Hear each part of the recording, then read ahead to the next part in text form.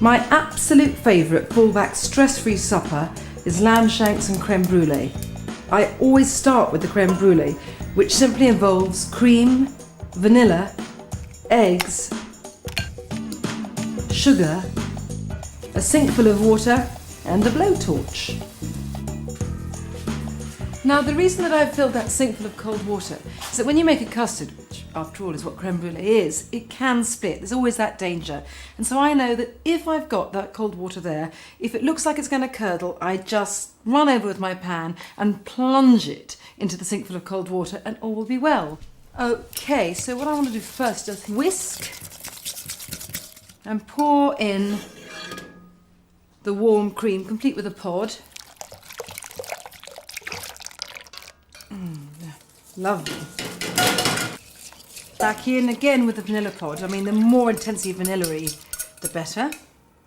Especially if you're eating this after, strong flavours. And back on the heat. Now, low heat if you're of a timorous bent, and slightly higher if you like to live dangerously.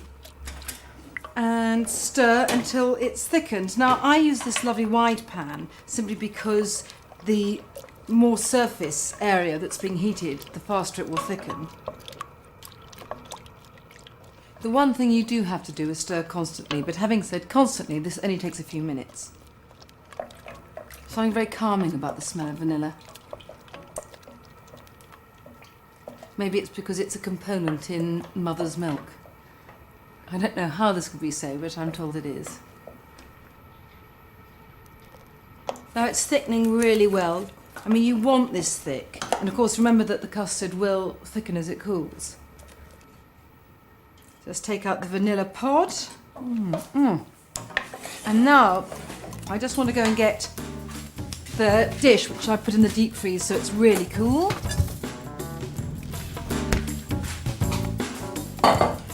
Just pour in. I know it doesn't fill to the top, but this is very rich and you don't need a huge amount. And you know by now that if I say that, it must be true. And that's all you need to do until it's cold. Then stick it in the fridge, and then it gets properly chilled. And then it's just a question of sprinkling on the sugar and torching it.